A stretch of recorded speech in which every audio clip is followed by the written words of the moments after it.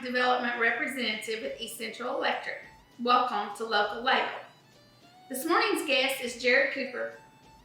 He is the Director of Rural Services for the Oklahoma Department of Commerce. Welcome. Thank you very much. I'm excited to be here. Thank you for coming to cook with us. It's going to be a lot of fun. I appreciate it. Yeah. We are cooking hamburger mac casserole while we're talking about economic development this morning. Okay. And so we have a little bit of cooking oil, minced onion, ground beef, several seasonings. We've got salt, pepper, cayenne pepper, chili powder, garlic powder all together, beef stock, tomato paste, elbow macaroni, and cheddar cheese to top it off with. So if you don't mind, we'll get started. Turn that up to 250 a little bit. You can go ahead and put the oil in there. All right. And the onion. And we'll let that saute for a minute. And while you're stirring that and getting those onions nice and soft, why don't you tell us what your job duties are at the Department of Commerce? I would love to. So, as you mentioned, my title is the Director of Rural Services. And that title comes from the intention behind the Department of Commerce to make an investment in our rural communities. So my team, I lead a team of a regional development specialist, and across the state of Oklahoma, there are 5 regional people that work in the communities, 4 in each quadrant of the state, and 1 that helps with education. And then I lead the team, and I cover the Oklahoma City area. And the goal really behind that is that communities don't always have the resources or capacity to be involved in economic development on a regular basis, and don't always know what connections they need to make to improve their economic status.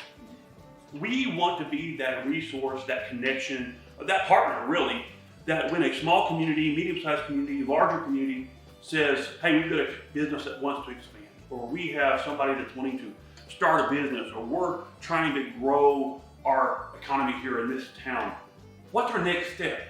We want to be able to provide that resource. So if the rural and rural services is very important to us, how can we help that community, the viewers community, be the best community they can to continue to grow and expand?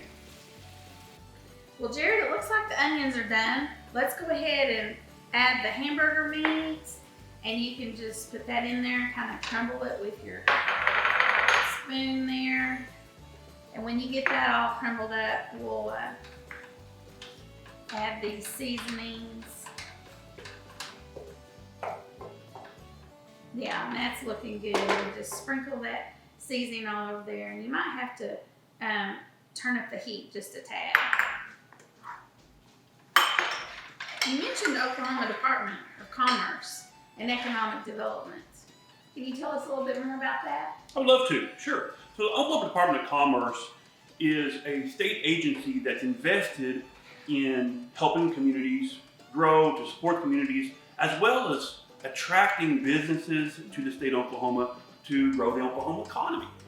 And so my team is part of the Oklahoma Department of Commerce. We're the regional group, but there is also a full team of industry-specific recruiters that are trying to bring aerospace, automotive. They're trying to bring a variety of different energy companies into the state. So when you hear about big projects on the news, typically that is a recruiter who's been working with the company, working with the site consultant, trying to bring somebody to town. So that's the Oklahoma Department of Commerce. There's a lot of resources that goes on in it, a lot of parts to it, a lot of moving parts. If you're missing an important part of economic development, if you're missing the meat or you're missing the macaroni, the dish doesn't ever come together the way it's intended to. The same thing is true with economic development. When you're talking about economic development, you're talking about workforce, you're talking about business retention expansion, that's helping your existing businesses. You talk about entrepreneurship, helping businesses start in your community. What's their path forward? What's that ecosystem that helps them? We talk about business attraction. How do you prepare for business to come to your town? And then we talk about infrastructure and quality of life. And so when you talk about infrastructure, it's one of the big conversations this year is economic development is so important because you've got to prepare and have a path for it. The workforce piece, is there somebody in the community that's connecting the high school to the career tech, to the college, to the jobs in town? Are the students that leave the high school, are they prepared for the jobs that exist in your community? Because if not, they leave and they go somewhere else. If you're talking about attraction, is there infrastructure built to a site where somebody could come and expand? If that existing business wants to grow and expand, are you prepared to help them and find solutions to their issues, solve traffic issues? That's the importance of doing economic development on a regular basis. Well, Jared, it looks like the meat's finished, so let's add the beef stock and this tomato paste. And I have heard a lot about the SITES program in Oklahoma. Can you talk a little bit about that? Certainly. So the SITES program is probably one of the most exciting things I have got to be a part of in the state of Oklahoma, working in economic development. And the SITES program, the portion that we're focused on right now, is really a statewide analysis of where we are with regards to industrial sites. We have seen an incredible uptick in projects looking at the state of Oklahoma and projects wanting to expand and grow in the state of Oklahoma. The challenge we have is product. Where do we put these? Now, you might say, oh, Jared, that's crazy because we have a lot of land in the state of Oklahoma, and that's true. But one of the dynamics that has changed, especially since 2020, has been the fact that years ago you could say, hey, we have 50, 60, 100 acres on the outskirts of town. And if a company wants to come expand there, they can tell us, and then we will go put the water line into that site if they commit to coming. It doesn't happen that way. Now a company comes and says, hey, do you have land? And you say, I have 100 acres. They say, does it have water, sewer, electric, gas, and fiber? If it don't have those 5 things, they go down the road to somebody else because they're in such a fast track of getting their building up and getting into production. That has changed the dynamic of how we develop infrastructure sites. So what we're doing is doing rollout sessions in February. And communities, it's free for every community. Community leaders can come, listen to the presentation by a nationally recognized site consultant, completely a free program, hear about what we're trying to do, what we're trying to accomplish. We're trying to uptick, grow the number of industrial sites in the state of Oklahoma. And then the community would have the opportunity to respond to a draft RFP. RFP, for those that may not be involved in it, is the company will send a request for requirements or proposal, and they'll say, hey, this is what we want to do, and this is what you have to have. And then the company, just like a resume, sorts through it and says, this one doesn't work, this one doesn't work, this one doesn't work, or typically a site consultant. You actually get the opportunity to submit the information, and a site consultant who does it all the time will get feedback to say, here's what you need as a community. Fantastic opportunity.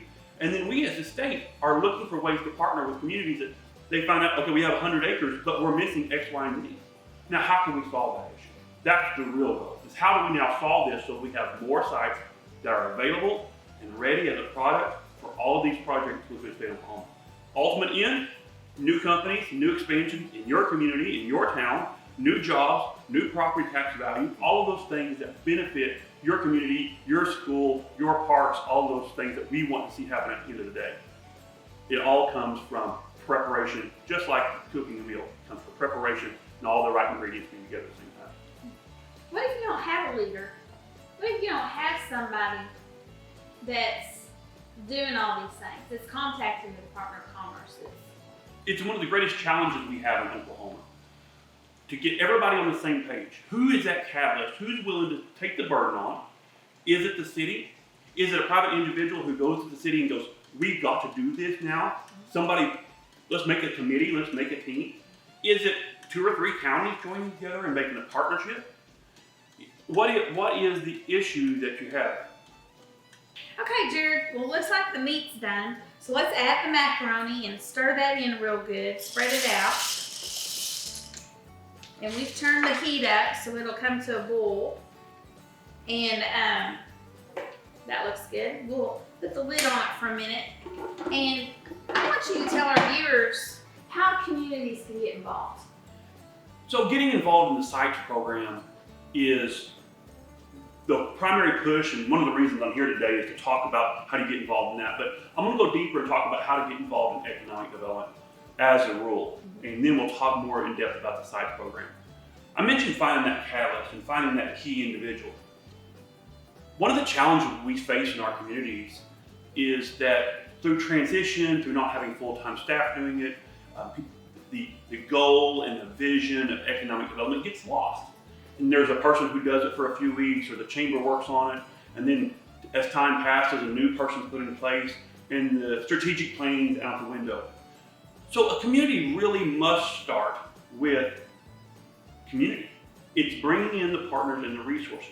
As one of the places I love to be of most assistance is when the community says, hey, we're ready, let us raise our hand and say, let's be a part of this program. Then my team or I can come sit down with them and say, okay, here are some partners you can bring to the table. Then you decide what your emphasis is going to be in your community. There are a lot of aspects to economic development that have benefits. Some have greater long-term benefits, some have greater short-term benefits. And I'm afraid sometimes communities getting started in economic development, they isolate and say, we want to focus on just tourism. Tourism is great. If that's all you focus on, you end up leaving behind the other areas. Or I just want to focus on quality of life. We need a new parking deck. Important. But let's be very clear about our intentions and be very clear about, okay, here's our strategic plan. Today we're working on this, tomorrow we're working on this. This team is working on that particular piece. And I said that to say, we feel like the state of Oklahoma and Department of Commerce spends a lot of time working on creating things that create quality jobs. And what's a quality job? Well, that's a job that pays at or above the county wage. That's what we're all trying to do. We're trying to raise the county wage in your community. Like I mentioned earlier, raise ad valorem, raise new sales tax, all of those things that benefit the community, the county, all of the partners. And that's why we emphasize industrial sites. So as getting started, you need to find your vision, find your plan, figure out what is goal 1, goal 2. One of those priorities must be creating a place, helping your existing businesses grow, help them hire new people, help solve problems for them, interviewing, talking to them, and also developing new places for new businesses to come into your community. That requires investment. So you've got to have all the partners at the table. That's one of the greatest challenges of economic development. Can't leave the high school out, can't leave the career tech out, can't leave the city out, can't leave the county out. Everybody's got to be at the table and say, let's do this together as a team. That's where you get started. For the sites program, when you sit down together like that and you say, hey, we're ready to grow as a community, as a county, as a region, we want more jobs, we want more investment, we want more sales tax, we want more property tax, then you find that person that's going to be the lead, to be the key, that's going to fill out the documents, that's going to invest their time, whether it's a city employee, whether it's a county employee, whether it's a volunteer committee. We hope that you have somebody at least working part-time doing economic development. That contact person. That key person that can dedicate the time to it, because it takes a lot of time. And then they will contact us. We will make sure that they get registered for a rollout session. They'll come to the rollout session to learn about the in-depth aspects of why we do from professionals. They'll get to meet other people in other regions that are facing the same challenges. They can build contacts. They can say, how are you overcoming this? How are you facing this challenge? And then they'll get real feedback. That feedback is going to be so important, because once you get the feedback, then you're able to sit back down with that same team that you built. In economic development, we call it a LEADO, your lead economic development organization. Your LEADO team, you're going to sit down with your stakeholders and you're going to say, okay, Lila, you're our electric provider. So how do we utilize the tools that you have? You help us understand what electric capacity we have, what electric capacity we potentially could have if we make the investment into this site. Now that helps dictate what type of business could come in, what size, what infrastructure we need to put in, because you have the data now from a professional, you have a team built together, and then over time you start making investment into that you have a site prepared. And we at the state are committed to helping find a project to put on those sites. Jared, let's start that a little bit. Well, what if someone is already on one of these committees in a community? Sure. How do they get to the next level?